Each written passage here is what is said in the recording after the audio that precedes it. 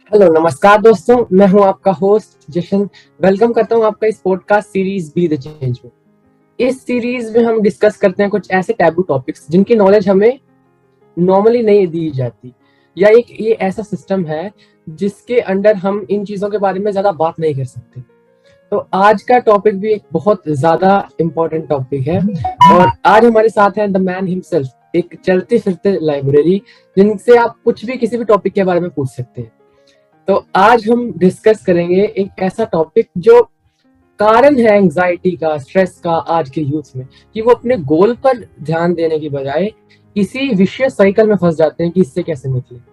तो आज हम डिस्कस करेंगे सीमेन रिटेंशन के बारे में, जो एक बहुत इंपॉर्टेंट टॉपिक है। तो रजत मेहता सर आज हमारे साथ है। Yes sir. Thanks Jashan, thank you so much. और सबसे पहले मैं व्यूअर्स को और इतने सारे न्यू सब्सक्राइबर्स वगैरह को सबको मैं अपोलोजाइज करना चाहता हूँ कि हमारा जो पहला पॉडकास्ट था, उस पॉडकास्ट और इस पॉडकास्ट के बीच में काफी टाइम डिले हुआ। मैं कोशिश करूंगा आगे से ऐसा ना हो। We will come with podcast at regular intervals. पर मेरी लाइफ में सब कुछ है, बस एक प्रॉब्लम है, वो है टाइम की। तो किसी तरीके से मुझे अपना टाइम मैनेज करना पड़ेगा, बट आई प्रॉमिस कि मैं आगे से इतना डिले ना हो। और एक चीज और जशन, स्टार्ट करने से पहले आपने कहा आज हम डिस्कस करेंगे एक इंपॉर्टेंट टॉपिक सीमेन रिटेंशन के बारे में। तो मैं सबको ये बता दूं, सारे व्यूअर्स को ये बता दूं, आज के टॉपिक की सीरियसनेस और डेप्थ और क्रिटिकलिटी को समझें। इस कितना महत्वपूर्ण है आज का टॉपिक, उसको समझें, उसको बिल्कुल हल्के में मत लें। तो जैसा आपने बोला, आज हम डिस्कस करेंगे एक इंपॉर्टेंट टॉपिक। आज का टॉपिक एक कोई भी इंपॉर्टेंट टॉपिक नहीं है, आज का topic the most important topic है। एक रीजन है मैंने आपको आज के टॉपिक से स्टार्ट करने को बोला, क्योंकि लास्ट टॉपिक तो हमारा जो लास्ट पॉडकास्ट था, that was a journal discussion.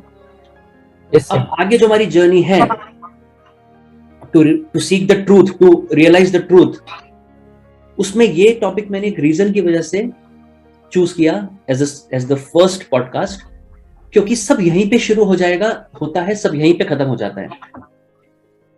जो हम आज डिस्कस करेंगे, हर किसी व्यूअर, हर किसी लिसनर के पर्सनल लेवल पे अगर उस चीज में गड़बड़ है, गड़बड़ होगी, वो हर किसी में होती है, पर अगर इंटेंट नहीं है उसको इंप्रूव करने का, उसको सुधारने का, तो फिर बाकी सारे टॉपिक, चाहे वो मोक्ष हो, चाहे वो सत्युग हो, चाहे वो कुंडलिनी हो, चाहे वो चक्र हो, चाहे वो न्यू वर्ल्ड ऑर्डर हो, एंटी क्राइस्ट हो, कल्कि हो, दैट्स ऑल वेस्ट। फिर आप अपना टाइम वेस्ट मत करें इस चीज में। और ये ऐसा नहीं है कि वो सही गलत है, आप फिर इस चीज में अपना टॉपिक टाइम वेस्ट मत करें, बाकी चीजें करिए, आप अपनी जॉब में बिजी रहिए, बाकी चीजें करिए। इस लाइन में अगर आपको आगे कुछ करना है अपनी सोल के लिए, अपनी आध्यात्मिक उन्नति के लिए, तो आज का टॉपिक ही सब कुछ है। बिल्डिंग तो बाद में बनती रहेगी, आपको जो ऊपर महल बनाना है वो बाद में बनता रहेगा, नींव, उसकी जो फाउंडेशन है, वो है जो आज का टॉपिक है। और इसमें कोई कॉम्प्रोमाइज नहीं कर सकता, इसमें कोई ढील नहीं दे सकता। जो है, मैं आपको 2 टूक आपके सामने रख दूंगा, रेस्ट इज योर चॉइस, क्योंकि आपकी लाइफ है, आपकी चॉइस है। जी Jashan, thank you so much sir. और जो पहले के हमारे 2 पॉडकास्ट के पार्ट थे, उसका एक मैसिव रिस्पॉन्स आया है, काफी लाइक करा है इस ऑडियंस ने उन चीजों को, क्योंकि वो चीजें आज कोई शेयर नहीं करना चाहता, कुछ कोई बताना नहीं चाहता उन चीजों के बारे में। ये सिस्टम ऐसा बनाया गया है। तो आज का टॉपिक अगर हम बात करें सर, तो सिंपली सीमेंटेशन है क्या? अगर हम एक तो जशन, पहले तो मैं आपको बोल दूं, ये जो लास्ट 2 पॉडकास्ट में जो रिस्पॉन्स आया बहुत अच्छा, तो ये तो देखो, ये आना ही था। इसका बैकग्राउंड ये है कि मेरा 2 साल से मेरा यूट्यूब चैनल था, और उस पर लगभग अराउंड 100 सब्सक्राइबर्स थे भी, ना वो बढ़ते थे ना वो कम होते थे। And I least bothered about it, क्योंकि मुझे सब्सक्राइबर से कोई मतलब नहीं है। जिसको ज्ञान लेना होगा वो आएगा, चाहे वो 1 बंदा आए, चाहे वो 100 आए, चाहे वो 1 करोड़ आए, आई डोंट बॉदर। मेरे पास टाइम की बहुत दिक्कत रहती है, because I have so much things to do. मुझे ध्यान भी करना होता है अपनी जॉब के साथ साथ, मुझे और भी काफी चीजें करनी होती हैं। मेरे से वीडियो एडिटिंग जैसा टाइम कंज्यूमिंग टास्क नहीं होता।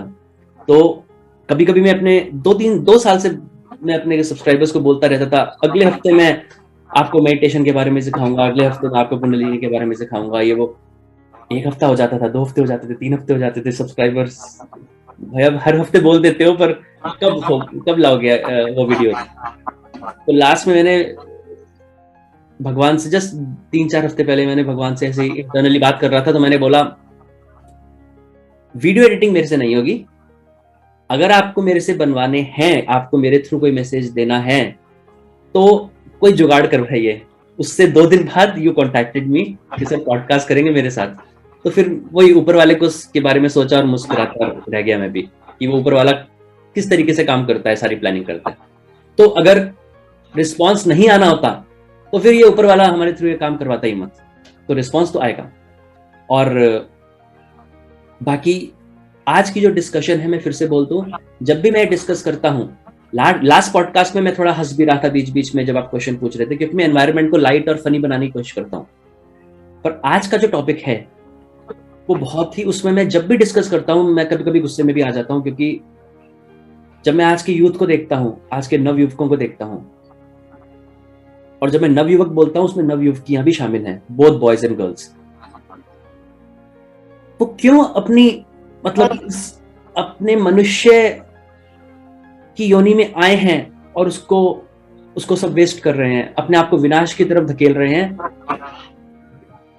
मतलब अपने आप वॉलंटरीली धकेल रहे हैं अपने आप को। तो वो एक ऐसी चीज है जो मुझसे बर्दाश्त नहीं होती, कि वो आप अपने अज्ञान में ये सब करते हैं। और जो पेरेंट्स आज देख रहे हैं, बहुत सारे पेरेंट्स ऐसे होते हैं जो अपने बच्चों के साथ ये सारी चीजें डिस्कस नहीं करते, कि उनको गलत शिक्षा हम देना, उनके दिमाग में डालना नहीं चाहते। yes.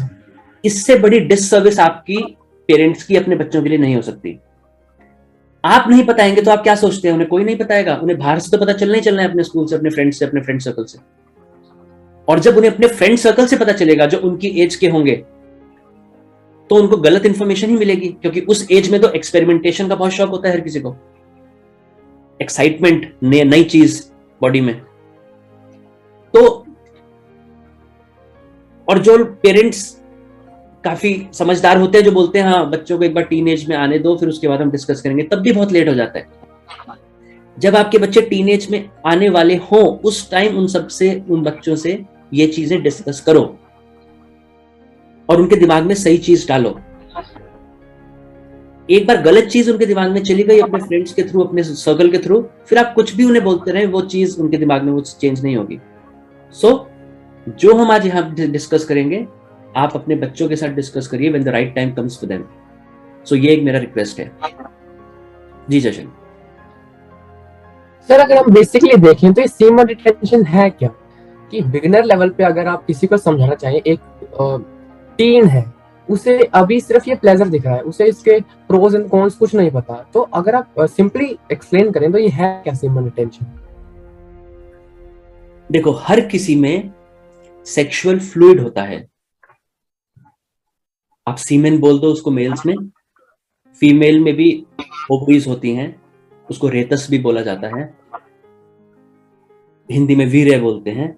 तो जो सेक्सुअल फ्लूइड है हमारी बॉडी में, इसको वेस्ट ना करके, इसको बर्बाद ना करके, इसको शरीर से ना निकाल के, इसको शरीर के अंदर इसकी रक्षा करके, इसको एक हायर पर्पस के लिए यूज करना, मतलब इस लिक्विड को ट्रांसम्यूट कर देना, सेमिनल एनर्जी में ट्रांसम्यूट कर देना, जो इस ब्रह्मांड की सबसे ज्यादा पोटेंट, सबसे ज्यादा इंपैक्टफुल एनर्जी है, सबसे ज्यादा पावरफुल एनर्जी है पूरे ब्रह्मांड में। उस लिक्विड को उस एनर्जी में चेंज करके अपना शरीर ओज से भर के, ओजस वर्ड स्वामी विवेकानंद ने यूज किया था। Yes sir. अपने ओजस में चेंज करके उसको हायर पर्पस के लिए यूज करना, ना कि ये 10 सेकंड के 20 सेकंड के सेंसुअल प्लेजर के लिए उसको बर्बाद करते रहना। So that is what semen retention is in a layman terms. Sir, मुझे याद है कि मैंने जब ये 9th क्लास में अपने टीचर से डिस्कस करा था, तो उन्होंने कहा था ये ज्यादा कोई ध्यान देने की बात नहीं है, ये आपकी बॉडी दोबारा सही से बना दी। कि अगर ये सिंपली कहूं तो निकल भी गया, प्लेजर के लिए हमने इसे एक्सक्रीट भी करा, फिर भी हमारी बॉडी ऐसी बनी है कि ये अपनी बॉडी में दोबारा से बन जाए। ये सर ये मिथ है या फिर ये रियलिटी है, ये क्या है? ये जशन आपके टीचर ने बोला था आपको। Yes sir. अब ये देखिए, जितने भी व्यूअर्स सुन रहे हैं, देखो हर देश की और दुनिया की का फ्यूचर क्या है? हमारे यूथ, हमारे बच्चे। और उनका फ्यूचर बनाने वाले कौन हैं? उनके टीचर्स। लोग कहते हैं माँ बाप भी हैं, बट माँ बाप का कंट्रीब्यूशन टीचर से कम होता है, क्योंकि बचपन में वो सारा टाइम जो स्कूल में सीखते हैं दैट शेप्स देयर फ्यूचर। और जो हमारे टीचर ही ऐसे होंगे who gives this kind of information to the students, तो फिर फ्यूचर तो डार्क है उस देश का। अब जश्न, मैं आपको आंसर देने से पहले मैं कुछ इंफॉर्मेशन आपको बताता हूं, फिर मैं आपसे पूछूंगा यही चीज कि एक बार बॉडी से निकल भी गया, बॉडी तो दोबारा बना लेती है। Yes sir. और वेस्टर्न साइंस भी यही बोलती है।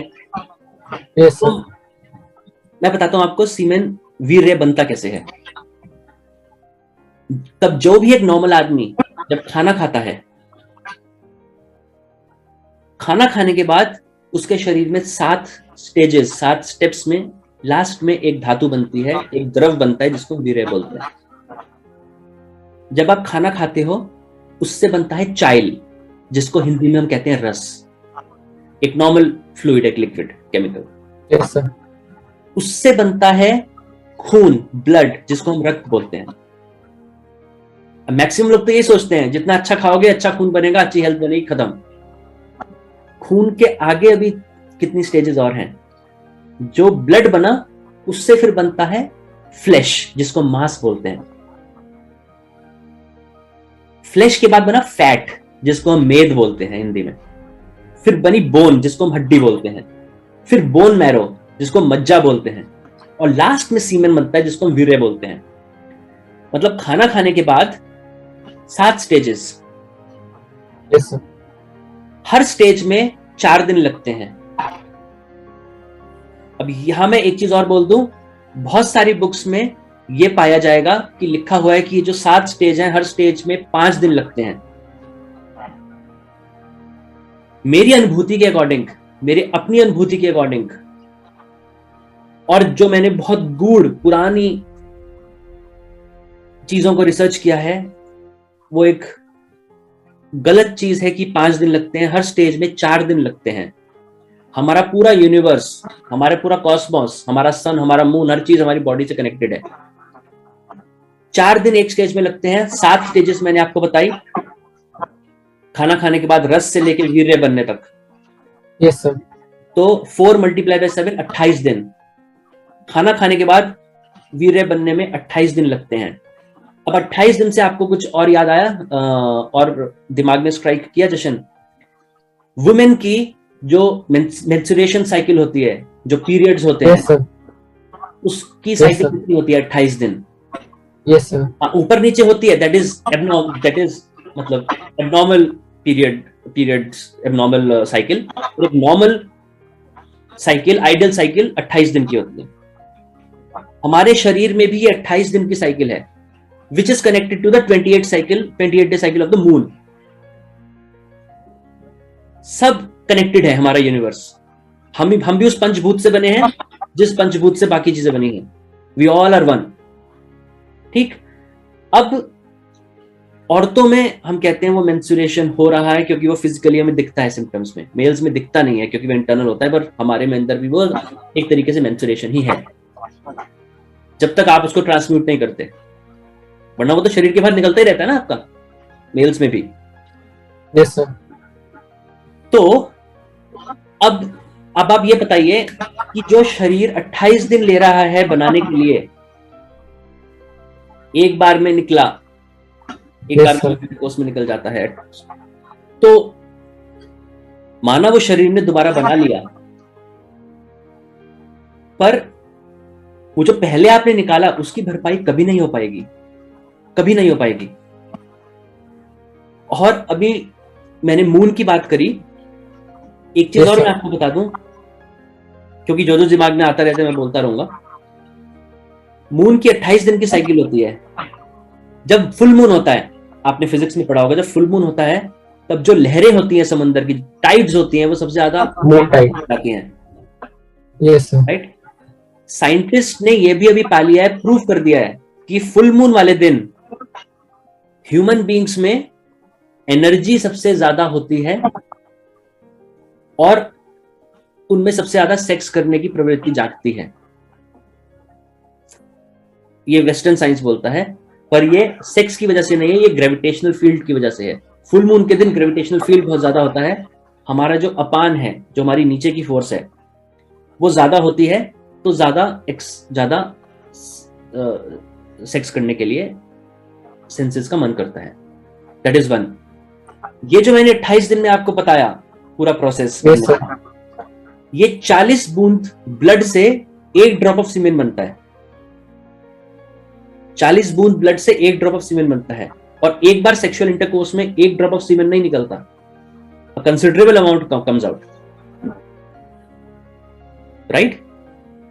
Yes sir. और स्वामी शिवानंदा ने तो यहां ये भी बोला है कि एक बार जितना आपका सेक्सुअल इंटरकोर्स में एनर्जी निकलती है, वो 10 दिन के फिजिकल लेबर की एनर्जी के बराबर है। जितना आपको 10 दिन में फिजिकल वर्क करने में जितनी एनर्जी चाहिए होती है, वो एक बार सेक्सुअल इंटरकोर्स में निकल जाती है। और जो मेंटल वर्क करते हैं, तो मेंटल वर्क में जो 3 दिन मेंटल वर्क के लिए जितनी एनर्जी चाहिए होती है, वो एक बार सेक्सुअल इंटरकोर्स से निकल जाती है। जब ये आपका वीर्य है, जब आप इसको यूज नहीं करोगे, इसको आप एक दूसरे चैनल के थ्रू ट्रांसम्यूट करोगे, तो एक ओजस शक्ति बनती है, जिसके बारे में वेस्टर्न डॉक्टर्स को नहीं पता। आप किसी भी वेस्टर्न डॉक्टर के पास जाएंगे, आप बोलोगे I am controlling my self, मैं उसकी रक्षा कर रहा हूं, वो हंसेंगे आपके ऊपर। वो बोलेंगे आप नहीं करोगे, वो तो खुद निकल जाएगा, क्योंकि जब वो नीचे का आपका बैग भरेगा तो वो ओवरफ्लो करेगा। This is the foolish logic they give. मुझे यही याद है सर, मुझे यही बोला था कि अगर आप इसे एक्सक्रीट नहीं करेंगे, अपने आप निकल जाएगा, यूरिन के जरिए निकल जाएगा। So this is the foolish logic they give, क्योंकि उसको उसका ट्रांसम्यूटेशन प्रोसेस नहीं पता। जो गीता में लिखा है, जो बाइबल में लिखा है, जो हम कभी डिस्कस करेंगे, एक बहुत क्रिप्टिक वे में लिखा है, वो सब यही है। क्योंकि जब यही नहीं होगा, जब मैंने आपको पिछले पॉडकास्ट में हमारी डिस्कशन हुई थी, आपने कुछ मुझसे पूछा था, मैंने कहा था जब द्वंद्व है हमारी दुनिया में, डुअलिस्ट, जो डुअल वर्ल्ड है, सुख दुख, दिन रात, उसको खत्म करके ईड़ा पिंगला से अपने ब्रेथ को, अपने प्राण को निकाल के, विड्रॉ करके सेंट्रल चैनल सुषुम्ना से ऊपर लेके जाना है, उसमें द्वंद्व खत्म हो जाएगा सारा। वो सुषुम्ना के थ्रू ये लिक्विड जाके ओजस शक्ति बनती है ऊपर। तो अब आप मुझे बताइए, अब मैं आपसे क्वेश्चन पूछता हूं कि हाँ, शरीर ने निकाल दिया, शरीर से हमने निकाल दिया, वो दोबारा बन गया, इज दिस प्रेफरेबल जितना जद्दोजहद हमारे शरीर को लगती है उसको दोबारा बनाने में? ये तो सर अनबियरेबल लॉस है। हाँ, अनबियरेबल लॉस है। मतलब आप कितनी भी दौलत, कितने भी सोने, किसी भी चीज से इस चीज को नहीं खरीद सकते। मतलब टूथपेस्ट से आपने एक बार, टूथपेस्ट ट्यूब से आपने एक बार टूथपेस्ट निकाल दिया, आप कुछ भी कर दीजिए, वो टूथपेस्ट अंदर नहीं जाएगा ट्यूब में। आपने एक बार दूध में से मक्खन अलग कर दिया, फुल क्रीम दूध में से मक्खन अलग कर दिया, अब आप बाहर से कितना भी नया मक्खन लाके उसमें मिक्स कर दे दूध में, पर वो मिक्स नहीं होगा दूध में। Yes sir. तो दिस इज, इसके महत्व को समझे। मैं बस रिक्वेस्ट कर सकता हूं सबसे, और मतलब यहां तक समझ लो जशन, हमारे पातंजलि, जो महर्षि पातंजलि ने जो अपनी योग सूत्र लिखे थे, उसमें 8 लिम्स ऑफ योगा आपने सुना होगा, अष्टांग योग। Yes sir. तो क्या है? यम, नियम, आसन, प्राणायाम, उसके बाद प्रत्याहार, धारणा, ध्यान और समाधि। अब समाधि तो लास्ट चीज है, उसको तो अभी भूल जाओ।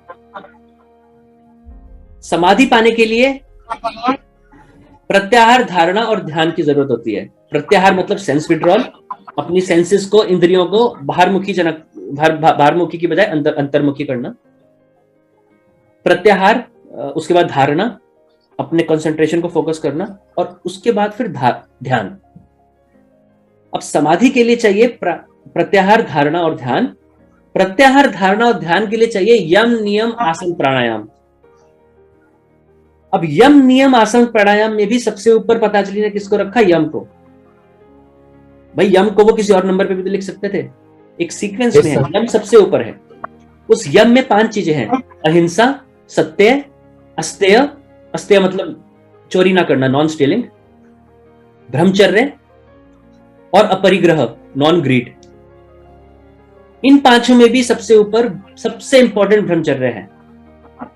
मतलब पूरे अष्टांग योग में सबसे ऊपर यम, उस यम के अंदर भी सबसे इंपॉर्टेंट ब्रह्मचर्य, मतलब पूरे अष्टांग योग में सबसे इंपॉर्टेंट, सब चीजों का मूल ब्रह्मचर्य है। तो ये एक ऐसी चीज है जिसकी भरपाई नहीं हो सकती, जिसको हमें अपने पूरे प्रयत्न से बचाना ही है, उसकी रक्षा करनी ही है, अगर हम अपने इस जीवन को, इस इनकारनेशन, इस लाइफ को फ्रूटफुल, एक वेस्ट ना करना, अगर हम चाहते हैं कि वो वेस्ट ना हो हमारी ये वाली लाइफ जिस हम मनुष्य चोले में आए हैं। तो this is the base of everything. ये हर रिलीजन, हर धर्म, हर बुक में लिखा है, कोई बताता नहीं है, कोई इंटरप्रेट सही से नहीं करता, नोइंगली और अननोइंगली, वो हम कोई बाद में डिस्कस करेंगे, but this is the most important thing in everything, in every religion. जी जशन। सर, आपने बताया कि क्या इसकी इम्पोर्टेंस है हमारे लाइफस्टाइल में, क्या क्या ये निर्धारित करता है हमारी एथिकल लाइफ को, कैसे हमारे लाइफस्टाइल को अल्टर कर सकता है, कि कैसे एक इंसान जो नो फैप को फॉलो कर रहा है, सीमन रिटेंशन को फॉलो कर रहा है, क्या वो बेनिफिट पा सकता है। पर दूसरी तरफ हम अगर बात करें तो इसके नुकसान क्या हो सकते हैं, मतलब क्या क्या नुकसान एक इंसान जो इजेक्ट कर रहा है, एक्सक्रीट कर रहा है, क्या नुकसान उसको अपनी बॉडी पर झेल सकता है। मैं एक बहुत ही सिंपल वर्ड्स में बताऊंगा, मैंने एक वीडियो बनाया भी था अपने चैनल पे पहले। दूध में लोग मधानी चलाते हैं। Yes sir. सबसे पहले तो बाजार में फुल क्रीम दूध मिलता है, सिंगल टोन मिलता है, डबल टोन मिलता है। एक नॉर्मल फिट पर्सन जिसको कोई मेडिकल एलिमेंट नहीं है, आप वो ऐसा बंदा क्या प्रेफर करेगा पीना? फुल क्रीम दूध प्रेफर करेगा पीना, और वही सबसे महंगा होता है क्योंकि उसमें सबसे ज्यादा माल है, सबसे ज्यादा कंटेंट है। अब उसमें आपने मधानी चलाई, मक्खन अलग कर दिया, जो बचा वो सिंगल टोन दूध। उसमें आपने फिर से मधानी चलाई और जबरदस्ती चलाते रहे, बहुत टाइम लगेगा, पर उसमें से फिर से थोड़ा सा मक्खन फिर से निकलेगा, फिर डबल टोन दूध बन गया वो, उसको निकालोगे तो मतलब पानी की तरह बिल्कुल। ये हमारे शरीर में होता है, मधानी चलती है। जैसे ही हम सेक्सुअली एक्साइटेड होते हैं, मधानी चलती है हमारे शरीर में विदाउट अस नोइंग। मैंने आपको बताया सबसे आइडियल है हमारी बॉडी, हमें अपनी बॉडी को फुल क्रीम दूध की तरह रखना चाहिए, क्योंकि जो वीर्य है अगर हम निकालेंगे नहीं, ये केवल हमारे जेनिटल ऑर्गन्स में नहीं जशन, ये हमारी पूरी बॉडी, हमारे एक एक सेल में रमा होता है ये जो वीर्य है। मान लिया वो तो आइडियल सिचुएशन हो गई, आपसे कंट्रोल नहीं भी हो रहा, फॉर एग्जांपल 28 दिन में नया वीर्य बना नीचे आपके जेनिटल ऑर्गन में, आपने उसको निकाल दिया। ऐसा करना बिल्कुल नहीं चाहिए जैसे हमने डिस्कस किया, पर फिर भी आपने उसको निकाल दिया शरीर से। अब दोबारा 28 दिन बाद फिर से बना, आपने उसको फिर से निकाल दिया। एटलीस्ट आपकी बॉडी में से तो नहीं निकल रहा ना, बॉडी में से तो मक्खन अलग नहीं हो रहा ना, वो जो नया बनता है उसी को आप निकाल रहे हो। पर हम लोग क्या करते हैं, 28 दिन तक भी आज का यूथ रुकता है, एक दिन में मल्टीपल टाइम्स। मतलब एक बार आपने निकाला 28 दिन में, वो तो जो आपका नया बना हुआ लिक्विड था वो निकल गया। Yes sir. अब दोबारा जब वो निकल रहा है विद इन 28 डेज, अब वो नया तो बना नहीं, तो कहां से निकल रहा है? वो हमारे शरीर के अंदर मधानी चल रही है, दूध से वो अलग हो रहा है बिल्कुल, और वो निकल जाता है। और हम चलाते जा रहे हैं, मधानी चलाते जा रहे हैं अपने शरीर को, single tone, double tone, triple tone, पता नहीं क्या करते जा रहे हैं अपने शरीर का। एक और एनालॉजी देता हूं आपको, मैं आपको गाड़ी देता हूं, उसमें पूरा पेट्रोल भर के देता हूं आपको, पर मैं उसमें इंजन ऑयल नहीं डालता। आप चला पाओगे गाड़ी? इंजन, पेट्रोल को आप खून मान लो, लोग कहते हैं ना खून अगर बॉडी में बहुत अच्छा है तो बहुत अच्छी हेल्थ है। पेट्रोल का खून मान लो और कार को अपनी बॉडी मान लो, पर उसमें इंजन ऑयल अगर नहीं है तो गाड़ी का इंजन गर्म हो जाएगा, आप एक कदम आगे नहीं चल पाओगे, उसको चला पाओगे। इंजन ऑयल वीर्य है, वो लुब्रिकेशन वीर्य है। मैं आपको ईंटें देता हूं और रेत देता हूं कि बिल्डिंग बनाओ, पर आपको सीमेंट नहीं देता, आप बना पाओगे? वो सीमेंट जो है वो वीर्य है। और जो बिल्डिंग में सरिया लगाते हैं, बीम में जो सरिया लगाते हैं पिलर में, वो हमारी रीढ़ की हड्डी है। आपने देखा होगा जब घर में हम पिलर बनाते हैं, बीम लगाते हैं, तब सरिये एक स्क्वायर शेप में या किसी शेप में सरिये के अंदर हम सीमेंट भरते हैं। Yes sir. तो वो सरिये आप उसको स्पाइन मान लो अपनी, और उसके बीच में अगर हम सीमेंट नहीं भरेंगे तो बिल्डिंग स्ट्रांग नहीं होगी। यही हमारी बॉडी में होता है। रीढ़ की हड्डी के सेंट्रल चैनल के थ्रू हमें वो सीमेंट को, विच इज आर सीमेंट, उसको हमें भरना है और उसको हमें ट्रांसम्यूट करके ऊपर लेके जाना है। अगर हम रक्षा नहीं करेंगे तो हमारा जो प्राण है वो अनस्टेडी होता है। हमारी जो प्राणिक फोर्स है, जो लाइफ फोर्स है जशन, वो अनस्टेडी होती है। अनस्टेडी का मतलब एजिटेटेड। हमारे अंदर का प्राण हमें पता भी नहीं चलेगा और वो एजिटेटेड होगा अगर हम वीर्य लॉस करते हैं। वो क्यों? हमारा पूरा शरीर, हर टाइम हम वीर्य लॉस कर रहे हैं, हमारा पूरा शरीर वीर्य को बनाने में ही लगा रहेगा। एक इंडस्ट्री होती है जैसे, तो पूरे सारे डिपार्टमेंट उसके उस वीर्य को बनाने में ही बिजी रहेंगे। तो उससे क्या होगा? सारी एनर्जी वहीं पे लगी रहेगी, बाकी काम के लिए कोई एनर्जी नहीं है। अब एनर्जी नहीं है तो उससे आपको पता भी नहीं चलेगा। जो इस चीज को अपने शरीर से निकालते रहते हैं हमारे आजकल के यंग लोग, आपको दिखेगा वो सारे लोग बहुत ही नर्वस, बहुत ही डरपोक, बहुत ही इरिटेटेड, छोटी छोटी बात पे चिड़चिड़ापन, छोटी छोटी बात पे गुस्सा, पेशेंस नहीं है। आज कुछ चाहिए तो आज ही चाहिए, उसके लिए कोई पेशेंस नहीं है। टिमिड, डरपोक, physically mentally weak. Physically weak मतलब आप उन्हें धूप में, गर्मी के मौसम में धूप में उन्हें ग्राउंड में आप दोपहर को 2 बजे 2-3 घंटे के लिए सूरज के नीचे बोलो खड़े हो जाओ, वो खड़े नहीं हो पाएंगे, चक्कर खा के गिर जाएंगे एक घंटे के अंदर। मेंटली आधे घंटे 1 घंटे से ज्यादा वो पढ़ाई नहीं कर सकते, वो कुछ कंसंट्रेशन के साथ 3-4 घंटे नहीं बैठ सकते। और एक वो दौर था हमारा जब 25 साल तक लोग ब्रह्मचर्य का पालन करके गुरुकुल में रहते थे। मजाल है उनको आप 10 किलोमीटर 20 किलोमीटर चलवा दो उनको आप बिना खाना खिलाए, मजाल है कुछ उनको थकान का नाम हो जाए। 25 साल की एज तक थकान का मतलब क्या? और अगर आप वीर्य को प्रिजर्व करते हैं अपनी बॉडी में तो प्राण जो है हमारे स्टेडी होते हैं, बहुत ही स्टेबल हो जाते हैं। और जब प्राण स्टेबल होंगे आपका माइंड स्टेबल हो जाएगा, और जब आपका माइंड स्टेबल हो गया तब फिर ऐसा क्या है जो आप नहीं पा सकते। मतलब आपने कहा नुकसान क्या होते हैं इसके, तो इसका नुकसान है आपका माइंड अनस्टेबल रहता है। अगर आपका माइंड अनस्टेबल है तो जो अनलिमिटेड पॉसिबिलिटीज आप अचीव कर सकते थे अपनी लाइफ में, मेटीरियलिस्टिकली एंड स्पिरिचुअली, आपने अपने आप को उन सब चीजों से अननोइंगली वंचित कर दिया। You did an injustice to yourself. एक और नुकसान, इससे इतनी नींद आती है, जो लोग इसमें ओवर इंडल्ज रहते हैं उनको हमेशा नींद आती है, वो हमेशा सोते रहेंगे, सुबह नहीं उठ पाएंगे, क्यों? उनकी पूरी बॉडी की एनर्जी उसी चीज में लगी हुई है। मतलब कुछ और तो उन्होंने अपनी एनर्जी का रूम छोड़ा ही नहीं अपनी बॉडी में कुछ और करने के लिए। जैसे कोविड हुआ था इंडिया में लास्ट ईयर, आपको याद होगा कुछ टाइम जब वो पीक पे थी, जब ऑक्सीजन नहीं मिल रही थी, सारी इंडस्ट्रीज ने अपना काम छोड़ के, अदानी, टाटा, रिलायंस, उन सब ने अपना काम छोड़ के बस वो ऑक्सीजन बनाने में ही लग गए थे। Yes sir. उससे इकोनॉमी को कितना लॉस हुआ। ऐसी हमारा शरीर है, जब वो निकलता है तो सारी एनर्जी जो बाकी काम के लिए चाहिए होती है, हमारे माइंड को चाहिए होती है, हमारे ब्रेन के सेल्स को चाहिए होती है, वो सारी इंडस्ट्रीज बंद होके वो एक काम में लग जाती है, उसको बनाना है दोबारा।